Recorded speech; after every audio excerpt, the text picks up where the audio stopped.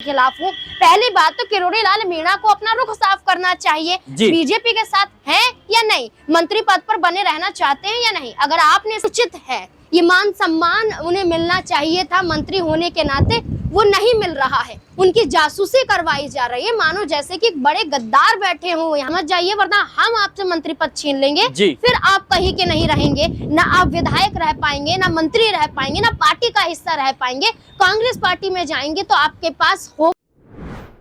किरोड़ी लाल मीणा का अगला कदम क्या होगा? राजस्थान की राजनीति में इस वक्त सबसे बड़ा सवाल यही बनकर उठ रहा है। जाहिर सी बात है, जिस तरीके से किरोड़ी लाल मीणा ने अपनी सरकार के खिलाफ गंभीर आरोप लगाए, उसके बाद से भारतीय जनता पार्टी ने कारण बताओ नोटिस थमा दिया। लेकिन खबर अब आ रही है चौंकाने वाली। खबर यह है कि किरोड़ी लाल मीणा के खिलाफ भारतीय जनता पार्टी बड़ा एक्शन लेने जा रही है। भारतीय जनता पार्टी उनके खिलाफ कोई बड़ा कदम उठा सकती है, क्योंकि जिस तरीके से किरोड़ी लाल मीणा ने सरकारी बंगला निरस्त करने की मांग की, बिना किसी देरी किए भजनलाल की सरकार ने इसे स्वीकार कर लिया। अब सवाल यह है कि किरोड़ी लाल मीणा ने जो महीनों पहले इस्तीफा सौंपा था, क्या उसे भी अब स्वीकार कर लिया जाएगा?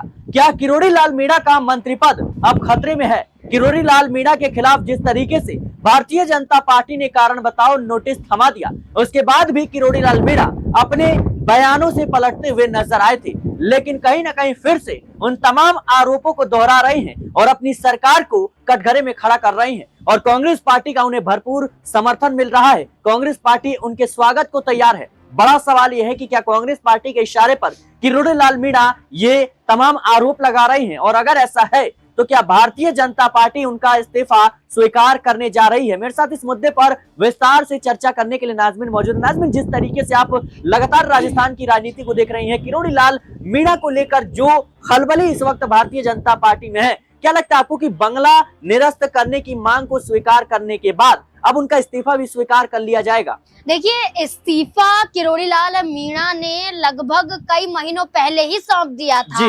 जब किरोड़ी लाल मीणा का इस्तीफा स्वीकार नहीं हुआ तो अब कैसे हो जाएगा? किरोड़ी लाल मीणा सिर्फ दबाव भारतीय जनता पार्टी पर बना रहे हैं कि वो नाखुश हैं। नाखुशी का कारण हो सकता है कि मुख्यमंत्री रेस में वो अपने आप को देख रहे थे, लेकिन बीजेपी ने उन्हें मुख्यमंत्री पद नहीं सौंपा। हरियाणा में जैसे अनिल विज हैं, वैसे ही राजस्थान में किरोड़ी लाल मीणा भारतीय जनता पार्टी के तहत नजर आने। देखिए, दोनों ही चेहरों को साथ ही कारण बताओ नोटिस जारी हुआ था शॉर्ट पीरियड में, यानी 3 दिनों के अंदर उन्हें जवाब भी देना था।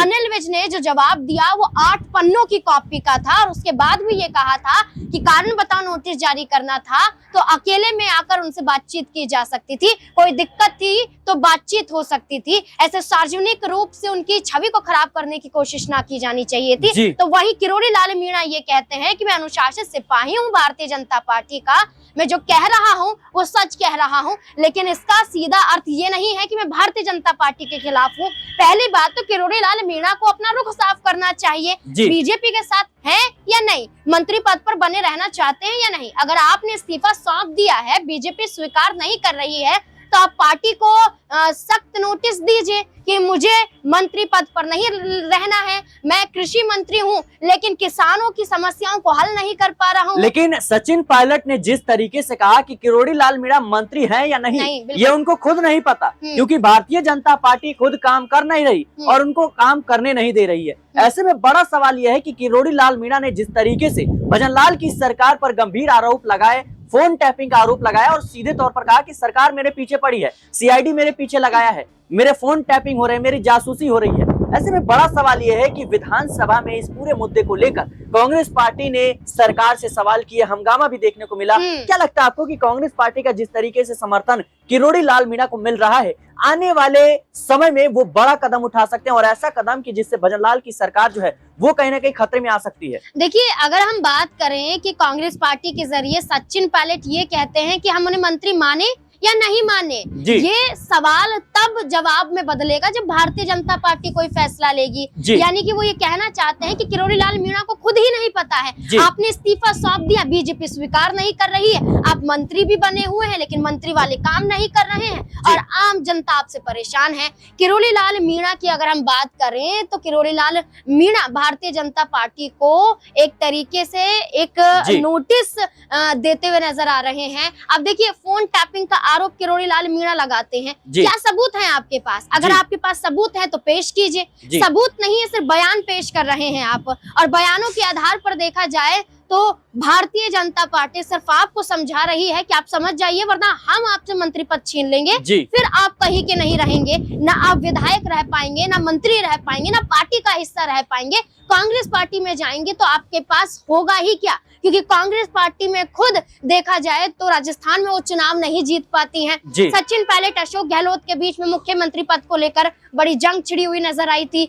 वसुंधरा राजे की बात करें जी। किरोड़ी लाल मीणा को लेकर वो कोई बयान नहीं देती हैं। अच्छा, वसुंधरा राजे का आपने नाम लिया। वसुंधरा राजे से जब सवाल किया गया कि किरोड़ी लाल मीणा अपनी सरकार पर गंभीर आरोप लगा रहे हैं, तो उन्होंने सीधे तौर पर कहा कि बीजेपी आलाकमान को मीणा के तमाम जो सवाल हैं उनके जवाब देने चाहिए, उनके मुद्दे पर विचार करना चाहिए। क्या लगता है आपको कि किरोड़ी लाल मीणा को वसुंधरा राजे का भी साथ मिल रहा है? भारतीय जनता पार्टी में यहाँ से फूट पड़ती हुई नजर आई, क्योंकि मुख्यमंत्री की दावेदार कह सकते हैं कि किरोड़ी लाल मीणा भी थे, वसुंधरा राजे भी थी, लेकिन इन बड़े नेताओं को दरकिनार करके बीजेपी ने भजन लाल को कहीं ना कहीं मुख्यमंत्री की कुर्सी सौंप दी, जो कि पहली बार विधायक बने हैं। कैसे देख रही हैं? देखिए, अगर हम बात करें तो बसपा सुप्रीमो मायावती ने अपने भतीजे आकाश आनंद को सभी पदों से हटा दिया। जी। इसके बाद पार्टी से ही बाहर कर दिया। देखा जाए तो मायावती के इस फैसले पर तमाम दल के नेताओं की जो प्रतिक्रिया सामने आई है वो इस आधार पर थी कि मायावती का निजी फैसला है, पार्टी का फैसला है,